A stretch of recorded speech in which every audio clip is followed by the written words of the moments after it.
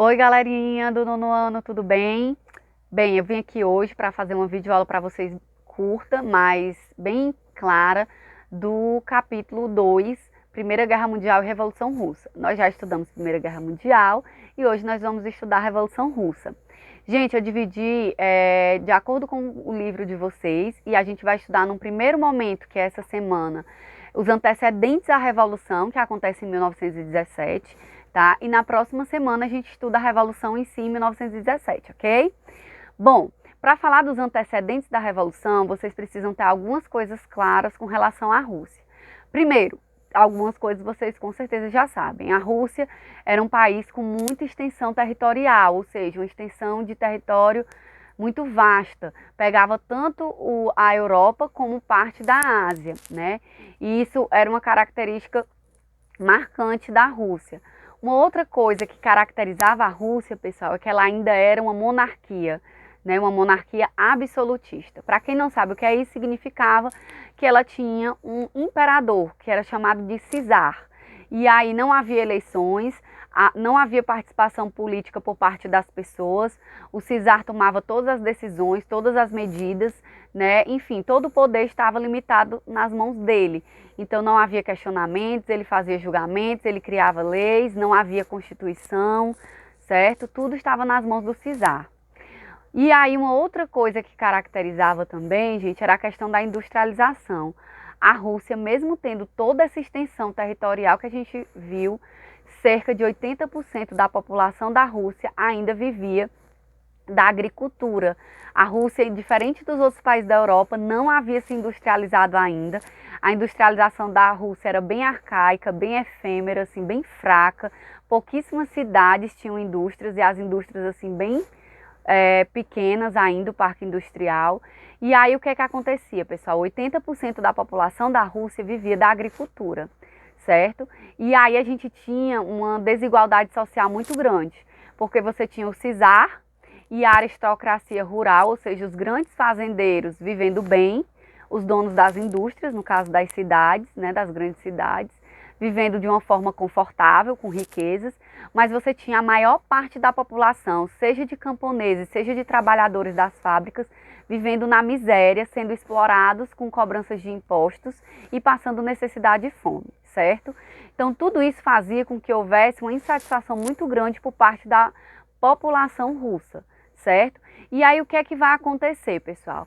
Em 1905 essa fome se agrava, e aí, devido ao inverno rigoroso que eles tinham, eles perdiam muito a questão das colheitas. E aí vai ser um período de muita fome. E as pessoas vão decidir se manifestar na porta, né, do palácio do rei, né, no caso do czar. E aí o que é que vai acontecer, gente? O czar vai mandar a tropa para cima das pessoas. E nesse dia vão morrer milhares de pessoas, né, pessoas que estavam indo manifestar-se de forma pacífica. Essa repressão contra esse movimento pacífico, né, de oposição ao czar, ficou conhecido como Domingo Sangrento, né? E isso marcou a história da Rússia, certo, gente? Nesse mesmo momento houve também um motim de marinheiros, que ficou conhecido como do navio chamado Encoraçado Potemkin, tem até um filme se alguém quiser assistir, tá? E aí essas revoltas, né, vamos dizer assim, pacíficas, fizeram com que o poder do czar fosse questionado. O czar prometeu tomar novas medidas, né, abrandar a questão da fome, atender um pouco das reivindicações dos trabalhadores com relação a menores jornadas de trabalho, a menos cobranças de impostos, mas na verdade, gente, foi só balela, né? Ele não cumpriu nada do que ele prometeu e aí isso continuou gerando insatisfação, né, na população. Nesse período, pessoal, haviam ideias que vocês já estudaram, né, muito fortes rondando a Europa, como o socialismo, comunismo, anarquismo. E aí, pessoal, as ideias socialistas vão chegar sim aos trabalhadores das fábricas, né?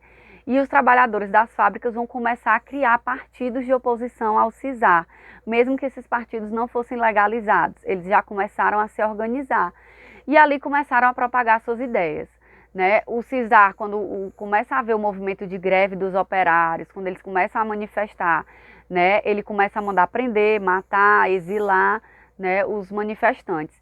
E aí Passa-se alguns anos, né, na Rússia, a Rússia dessa forma, só que aí vem um motivo que vocês vão ver que a situação vai se agravar, que é a Primeira Guerra Mundial. O soldado, para vocês terem noção, o exército russo, pessoal, não recebia investimento há milhares de tempos. E aí o que é que acontecia? Eles não tinham botas, eles não tinham armamento novo, né? Era um exército completamente fraco e o czar resolve entrar na Primeira Guerra, como vocês viram, né?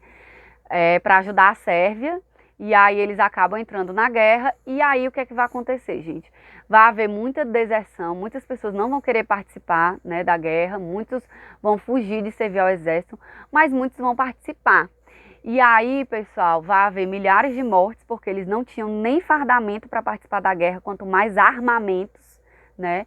Muitos vão morrer do frio por não terem botas, né? Os pés vão congelar, as armas não vão funcionar. E aí, pessoal, isso vai gerar uma insatisfação da população ainda maior. E aí vai vir uma pressão maior ainda. Por quê? Porque assim como os pobres, né, estavam passando mais fome e morrendo servindo ao exército, a aristocracia, né, ou a nobreza da Rússia, também estava perdendo dinheiro, porque tudo que o czar estava investindo na guerra estava sendo, né, tirado, querendo ou não, também da aristocracia. E aí vão começar vários grupos sociais a pressionar o czar, né? E aí eles aproveitam esse momento da guerra para promover, né, a revolução. Os trabalhadores vão se unir, né? E eles vão tentar depor o czar. E a gente vai ver que essa revolta vai dar certo, né? Em janeiro de 1917, eles vão conseguir depor o czar. E aí quem vai assumir o poder é a Duma. O que era a Duma? Era como se fosse o parlamento, né? Eram políticos que participavam do governo. Embora a gente sabia que quando eles faziam algo que o czar não concordava, o czar dissolvia a Duma. Mas a Duma vai dar esse golpe e depõe o czar e assume o governo. Só que a gente vai ver que a Duma era formada pela elite, né, pela aristocracia rural, ou seja, os grandes fazendeiros. E aí, gente, os trabalhadores, por mais que ela tenha algumas medidas que beneficiaram os trabalhadores, como redução da carga horária de trabalho, né, como tentativa de investimento maior na indústria, liberdade de imprensa, né, tudo isso, uma maior liberdade, mas ainda assim eles representavam a minoria. E aí a gente vai ver que os bolcheviques, que eram a maioria dos trabalhadores, eles vão se unir para tentar tomar o poder. E aí é o que a gente vai estudar na próxima semana, que vai ser a guerra civil na Rússia pelo poder, né? Pelo poder político. E aí a gente vai ver mencheviques, né, que era a minoria formada por essa aristocracia, como eu falei para vocês, e bolcheviques. Tá bom? Então, na próxima semana a gente continua. Na quarta-feira, eu vou postar para vocês as atividades com relação a essa parte do capítulo.